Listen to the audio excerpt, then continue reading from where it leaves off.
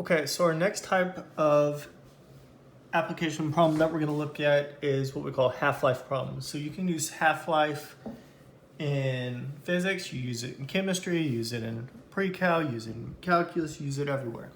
Okay, so the function that we're going to use, the form we're going to use is a little bit different. It's called P is equal to P naught e to the RT. Okay, so P is your final amount. P naught or P0 is the initial amount of the substance you have.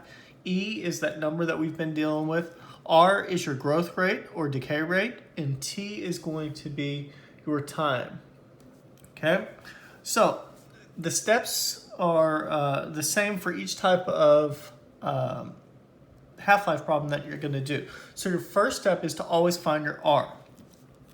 So you're going to say P is equal to P naught e to the RT.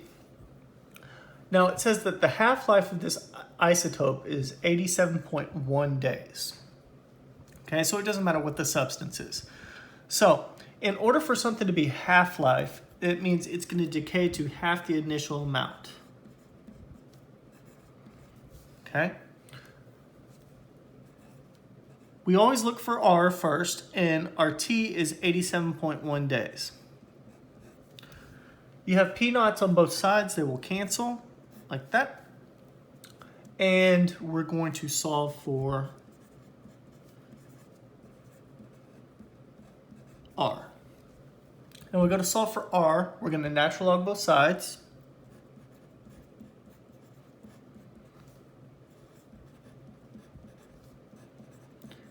And natural log of E is always 1. Okay? So we're going to divide both sides by 87.1. So we'll do natural log 0.5 divided by 87.1. And you should get negative 0.007958. I would always try and go at least 4 places that aren't zeros, okay? When you're doing half-life problems. Now it says how much of a 2-gram sample will remain after 100 days. So we're going to go back, and these always will be two-steppers. We're going to write our formula again. We want to know how much is remaining after 100 days. So we're looking for the final amount. Your initial amount is going to be 2. Your R, we just found, is negative 0.007958. And our time is 100 days. So when we put this in the calculator, we're going to do 100 times negative 0.007958. We're going to hit enter. Now we're going to E that. So we're going to do second natural log, which gives you your E. And then we're going to take the answer. Second negative sign gives you answer. Okay, and you should get 0.451222. Okay, and then we're going to multiply that by 2. Okay, so how much is remaining after 100 days? It should be 0.9024 grams. Okay, so these always have the same steps. Okay, it says one isotope of chromium has a half-life of 23 hours. Okay, so P is equal to P naught e to the RT. So your first step is to always find your R. Our half-life is half the original amount. We're looking for R, and your time is 23 hours. P naughts cancel, and we get 1/2 is equal to E to the R, 23R. Okay? Now, we're going to natural log both sides. So natural log 1/2, 23R, natural log of E, and natural log of E is 1. Okay? We're going to divide both sides by 23, and we get, so natural log of 0.5 divided by 23, and we get 0.0301.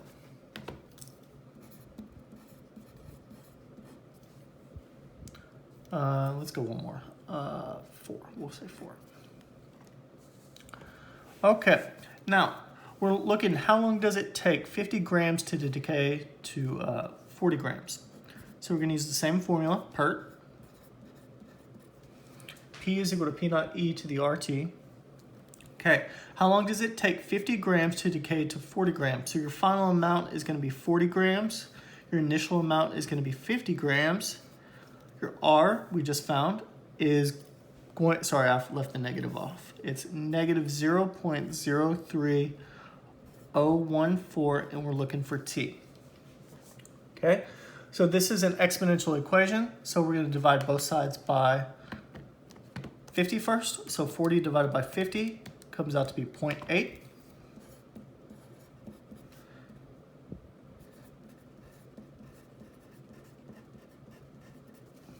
Okay, and then we're going to natural log both sides, just like we've been doing the last 2 weeks.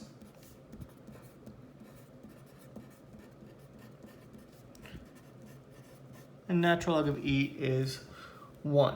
So to solve for T, we're going to divide both sides by the negative 0.03014. So I'm going to say natural log of 0.8 divided by negative 0.03014, and you get 7.4036. And that's hours. Okay, is our time unit. Okay, next example problem. It says if I have 25 kilograms of a 100 kilogram sample of carbon-14 remains after 12,000 years, calculate the half-life of carbon. Okay, so your first step is to always find your R. Okay, so same formula. And this is just kind of a backwards problem. Okay, so you initially have a 100 kilogram sample and it decays down to 25 kilograms.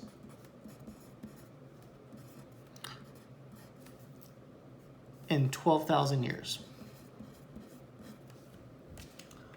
Okay, so we're going to solve for R. So we're going to divide both sides by 100. So we get 0.25 is equal to E to the 12,000 R. And we're going to natural log both sides.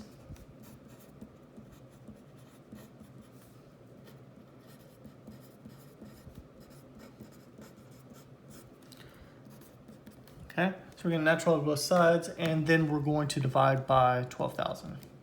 So we're going to do natural log of 0.25 divided by 12,000, and you should get negative 1.1552 times 10 to the negative 4. That E means times 10 to the negative 4. Okay, so we want to know what the half-life of this thing's going to be.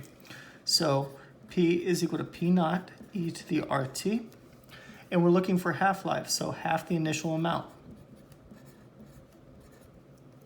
Your R is negative 1.1552 times 10 to the negative 4 T. P naughts will cancel. And we're going to natural log both sides to solve for T. So natural log of 1/2 is equal to negative 1.1552 times 10 to the negative 4 T natural log of E. And natural log of E is 1. So we're going to divide natural log of 0.5 divided by